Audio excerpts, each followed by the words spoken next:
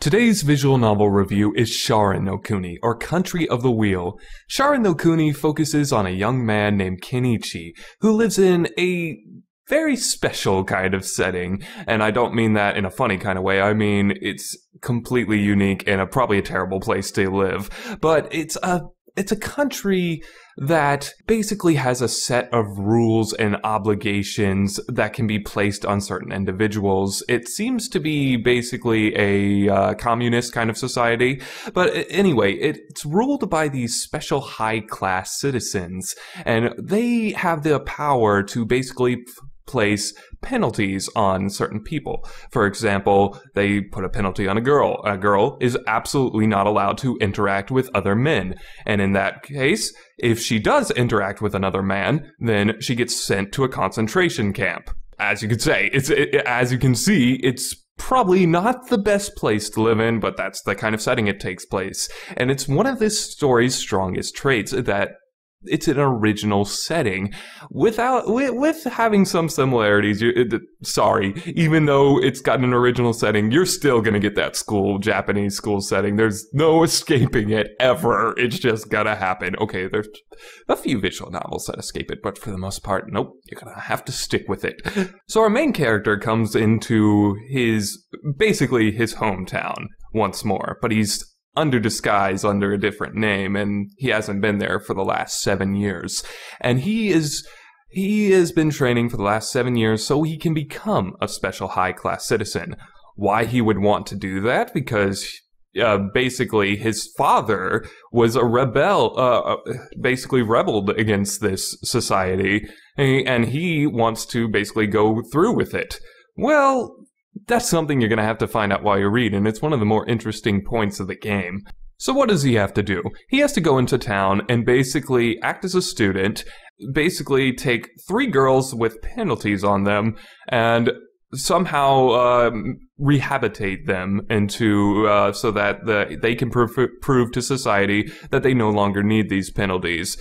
One of them has the men penalty that I talked about. One of them has a penalty where she has to absolutely listen to her mother, and so on. And that's his basic task. Sounds easy. Probably not easy, and it probably sounds similar to something else. Grisaya, where Yuji is with a bunch of people with a bunch of girls with psychological problems, and that's what this visual novel is very similar to, is Grisaya. In fact, Kenichi himself, he's basically exactly like Yuji. Exactly like Yuji. He's got that same smart-ass sense of humor. He's got that same demeanor to himself in a way, except Yuji's a slightly more stoic, but they're very, very similar characters. They come from very, very similar kind of backgrounds, and the main difference is Yuji is a little more stoic, I guess, although I would say Kenichi is a much better written character overall, and that is because of our antagonist, Hozuki, who is not only one of the best antagonists in visual novels, he's probably one of the best characters in visual novels. And you might say, why is that? How does the antagonist help the main character? Because the main character, to make a proper, awesome main character a lot of time is in a story, they need a proper antagonist that actually can bring out their full potential, and Hozuki certainly does this. He is voiced by Norio Wakamoto, and you might be like, oh my god, that means it's going to be hilarious, right? No, it is not funny. Norio Wakamoto is dead serious in this role, and this is, I might be stretching this a little, but this is probably Norio Wakamoto's best performance ever. And I've seen a lot of his stuff, and I'm not kidding. He's really, really good in this role. You know, you probably see him do really over-the-top stuff, but he's pretty subtle in this role. I mean, he has some exaggerate lines, of course, because it's Norio Wakamoto, but for the most part, he's pretty subtle here, and it's really, really good. And Hozuki will have your attention pretty much every scene he's in. Every scene he's in is just awesome. Even if he doesn't even do that much. But from the second he's introduced, you know he's not a man you can mess with at any cost, because you cannot take this guy lightly. Kenichi doesn't take him lightly, even though Kenichi is almost as competent as Yuji was in Grisaya. He's a very competent man, and he's a really good main character because of this. But he's not all powerful like Yuji was. Yuji was like a little too good for his own good, while Kenichi's a little more realistic. You know, he's a very competent young man, but he is not all powerful. You know, he can't just screw with Hozuki. You know, he's got to be careful around him, and because of that, the game has a really good sense of tension around it. And, of course, we have our female characters, and, you know, that's the one aspect where Grisaya probably one-ups Sharin no Kuni, is that, you know, the female characters, they are certainly not bad. They are certainly not bad, but they don't make quite the same they don't make quite as much of an impression. They're good characters, but they're not going to be as memorable, because the best part of this game is Kenichi and Hozuki, and that's the part, and the story and setting, so you're going to focus on those more. And I know a lot of people, when they read visual novels, they're like, I need likable heroines to get through this, and those people are going to like Grisaya more, probably. And that's fine. You know, if you like Grisaya more than Sharin no Kuni, that's totally fine. Just because I say something doesn't mean you have to believe it. That's just my opinion. You know, who cares?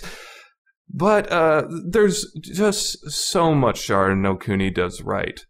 It's paced incredibly well. If you've read Jisenjo no Mao, it's written by the same person. And you know, that guy knows how to pace. He knows how to keep things not very boring, you know? And unlike Jisenjo no Mao, which had kind of a mess of a story in a lot of aspects, this one's actually very solidly written, and there's really nothing to complain about. And that's what I'm going to have to say about this game. There's really nothing to complain about. It's, you know, the common route doesn't drag on for more than, like, the common route is like an hour and a half. That's super short for a common route. And it properly introduces all the characters without being boring, and all the routes are good, and the finale is good. Everything about this game is good. Everything about it is good and entertaining because it's paced well. And the only thing where this game needed a little more is the music. You know, the music isn't bad, and there's a couple okay songs, but it's nothing memorable, and some of it is just a little overly cheesy, I gotta say. But other than that, the game is really solid. There's really nothing to complain about here. If this was someone's first commercial, if someone wanted to read a commercial visual novel, and they hadn't read one yet, this is the one I absolutely recommend you read first. It's easy to read, it's not too long. It's only like gonna take you 25 hours to read, maybe 30. Not long. That's really short for a visual novel. Might seem like a long time when I say. And if you haven't read it already, go read it now, because it's really nice and quick. It won't take you that long, you know? So basically, you have no excuse to not read this visual novel, right? Go buy it. Go buy it. Don't just pirate it. Seriously, guys. Go buy it. Because it's totally worth it. And you can probably get it for like super cheap because it's really old. You know, and that's probably another aspect that people might complain about, is that the artwork is, you know, not amazing because it's kind of old, and, you know, they were still learning how to draw things back on there, probably. I don't know the details of why drawings are usually better now. They probably just have better technology that makes it easier to draw, but, you know, the art and stuff isn't probably as good as it could be, but you know what? It's not really something to complain about either. It might be a little on the duller side. Now, normally, I would get into spoiler territory here, but it's just, all you're gonna do is hear me praise the visual novel, so I'll go into spoiler territory, so if you don't want to go past here, then don't, but I'll just summarize what I feel about each route, really. For Sachi's route, I love this route. I'm just going to repeat myself, so I don't know why I'm doing this, but Sachi's route was really intense, you know, and you get to really see how serious Kenichi will be with him forcing her to take medicine and stuff, and it's just really entertaining, you know. And I know my girlfriend Sammy, she didn't like Sachi at all, you know. So and that's because she's a very believable person. She's got a lot of flaws, so she's not appealing to I'm sure a lot of people, but she's very believable, and that made this route really intense. And you know, you could actually feel it to some degree. I will say that Mana, you know, I'm sure some people might have gotten annoyed with Mana because she seemed, you know, almost kind of suicidal in her attention, you know, but she was admirable, but she didn't seem quite as believable because, you know, she's forcing Sachi to become, a more hard worker, a decent person because, she was so lazy before. And that was admirable and nice to see. But, Mana's like, what, 8 years old or 10 years old, and so it's kind of hard to see. But the tension was real, and it was just overall very solid. And one of the other good things about this game is that every route, as you progress through it, you learn more about the country without it info dumping everything. You learn it through details, you learn it through actions, you learn it through what people do, you learn it through comments and stuff.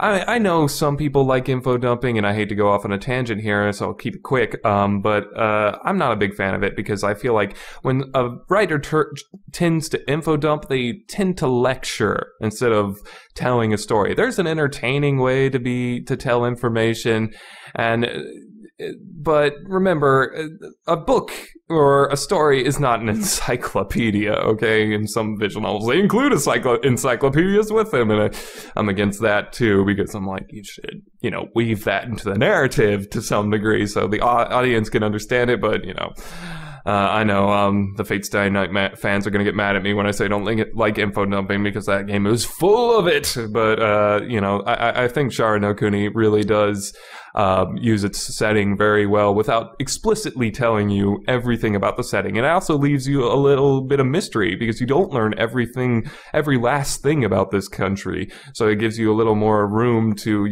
think about how this country works. And I know a lot of people might say the country is somewhat underutilized, but I totally disagree because I think the country is I like I said before, I think you really see how this country truly affects the people in it without it explicitly telling you everything about it, and it affects every character's actions to a degree, and it affects what happened, and the setting is the reason the whole story moves forward. So I actually think the setting was perfectly utilized, in my opinion. For Toka's route, this would probably be the weakest of the 3 routes, but it's still good. And like I said, because you see how the country setting affects Toka's mother as a character and how it psychologically affects her. She kind of goes from left to right and up and down in her personality because she's just not sure how to act because she herself is somewhat of a child, and that's probably because of the way the country is. She's, they allowed her to have that privilege to have her daughter obey her every command, and now she doesn't know how to be a proper mother otherwise, and it's just made her, it made her psychologically affected by it that she had to be healed by Toka that was a good thing about this route is Toka was the one supposed to be healed by Kenichi, right? But it was actually Toka who was healing her mother. And that is one other thing this is why every route is good, because they all have good traits about them, is that even, Toka, she's not an amazing character. She's Sammy's favorite character, of course. Well, other than Ririko. But, it's that Toka, it's nice because even though Kenichi's a super competent main character and you would think he would just do everything to solve all the problems of every route, but he is not the main factor in what makes their problems get solved. He definitely helps, he definitely pushes, but he's not why every problem gets solved, and that's nice, because sometimes in some visual novels there's way too much wish fulfillment going on, certainly in Grisaya, because, there's way too much, the main character basically does everything for the girl, and the girl only does the last little budge, and that's not enough, because that makes the girl feel way too dependent on the protagonist. But here, it's not only, it makes this is why the girls are likable too, and they're, good characters too, because they don't fully rely on that protagonist, Sachi does things in her route because she wants to help Mana, and Toka does things in her route because she wants to help her mother, and because, she's the country system has made her all confused too, And of course you get more great Hozuki scenes in this route, and Hozuki scenes are always the highlight of every route, basically. And so, people might be a little miffed because they're like, why didn't it focus on the heroine? Why are they outshining the heroines so much? In which case, not every visual novel needs to be about the heroines, guys. I know you guys like heroines, and I know you guys love hentai scenes, but god dang it, not every route needs to be about them. And as for Natsume's route, this route's also extremely good because you get to learn a lot about Kenichi's past in it, and you get to learn, and you get to learn how he developed and how he became the character he was without it showing every gosh darn detail, and that's really nice. You could just see. I mean, really, all it does is it shows that Kenichi met Hozuki when he was all pathetic. This is why it's so good, so well written, because you already know, just by this point, what kind of character Hozuki is. And just by meeting him as a little kid, even if he was all pathetic, he'd probably turn out to be like Kenichi is now, just because of how Hozuki's written. And that's incredible writing, if you ask me. When it's like, of course Kenichi would turn out like, even though he was maybe a little coward as a little boy, and he turned out to be a real it's because he met Hozuki. And Hozuki could push someone to do that because of how Hozuki's been written. And that, my friends, is incredible writing, if you ask me. That's when you don't even need the details. You already can believe it just from that little information. That's awesome. And of course, in this route, some people, Sammy didn't really like Natsume either because, she was kind of all whiny about men. And, the thing, I was so worried. I'm like, oh man, she has a fear of men. She had a fallout with a man. Please don't tell me she got raped. Thankfully, they were original. She didn't get raped. And I know rape is not something to laugh about. It's a serious subject, but god dang it, if they can pull the rape card in visual novels, they will. And it's very obnoxious. And, I'm so glad they didn't, and the other good thing is that Natsume, just because Kenichi came back, and just because, he told her who he was, the boy she liked when she was younger, she wasn't immediately healed, because that's how much her problem affected her. And Kenichi didn't really have a good way to heal her that much, and that was what made it interesting to a big degree. It's because, you see a bunch of regret from Kenichi in this chapter because he ran away as a kid. She basically has to learn to heal herself from confrontation with Hozuki, because if you can overcome Hozuki, you can overcome anything, and it's believable because it's Hozuki, and he's an amazingly written villain. That's why. This is why I think he's the best written villain in visual novels, because he's just done so well. And as for our final route, Ririko comes back, and you learn that Ririko's been following around the main character the whole time. This is very similar to a certain plot twist in Jisenjo Mao, which I won't say because, if you haven't read it, but it's very similar to a certain plot twist in Jisenjo no Mao. Unlike that, which is garbage, this plot twist actually makes complete sense, was built up believably, and is the best plot twist I've ever seen in a visual novel. That she's been following him around this entire time. That's amazing. I was like, whoa, when this happened. I'm pretty sure everyone was like, whoa, when this happened, because it was so cool, It's like, it used the visual novel format to your advantage because, she's behind him, and it shows visual novels from basically a first-person perspective, but it's built up believably, all the way from when Kenichi had girls' underwear in his suitcase, it was foreshadowed that early on, and I guarantee you most people probably won't guess that she's actually following him around the whole time, because she has a punishment penalty that says that she cannot be allowed to interact with other people. Other people are not allowed to interact with her at all. They have to act like she doesn't exist, like she literally is a fairy. And it was just way too cool. Way too cool. And this part of the game is absolutely fantastic, and it's just... The only problem I had with it was, when Ririko was speaking out to the people about all the horrors this country was committing and why they need to stand against it, the music that was playing was just... I know it was supposed to be that way to a certain degree, but I felt like it made the scene cheesy instead of believable, and I feel like a different soundtrack would have definitely helped that scene. But other than that, it's just overall intense. You find the final confrontation with Hozuki, trying to get away from Hozuki, trying to save Natsume, all of that coming together, just, you know, and it works because Hozuki, like I said, it's just that damn well written, and you know it's not going to be easy. And when Kenichi is finally able to outsmart Hozuki, it's good stuff. It's good stuff. And, you know, and in a way, you could say that maybe this whole exam was just a way for Hozuki to see himself if he could be beaten. If this country system that made these super high-class individuals, if they could be beaten.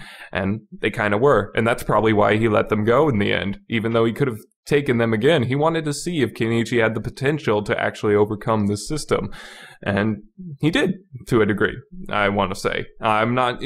Some people complain about the ending because, you know, it's like, why did he just let him go? You know, that doesn't make any sense. But there's probably a lot of clues, and there is a fan disc that might explain this better. I've not read the fan disc yet. I know people have said it's good. It's probably one of the best fan discs ever because it actually covers Hozuki's past, but I haven't read it, so that'll be a review for another time. You know, but I like that it uses your imagination. You know, it's like, what has Hozuki been doing? Why? I mean, this isn't actually out of character. I mean, he did let Sachi go. He did let everyone kind of go. I mean, he could have just killed Natsume right there when Natsume touched Kenichi, but he didn't. Why not? Probably because he was still testing Kenichi. He wanted to see if he could break the system, and he did. So, if he could beat it, you know, not be completely overwhelmed by it, like Hozuki said he once was, and he did. So, overall, Sharin no Kuni, amazing visual novel. Absolutely recommended over pretty much, well, I'm not saying it's the best visual novel, but I'm just saying there's absolutely no complaints I really have with it that really matter. Nothing but minor nitpicks. You should absolutely read it, even if you don't like visual novels because of how long they are. You should totally check it out.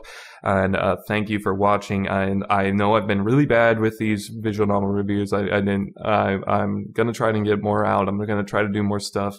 Just life been kicking me in the ass lately, and that's really all there is to it. But that's not an excuse, so I will try and get more stuff out, so look forward to more.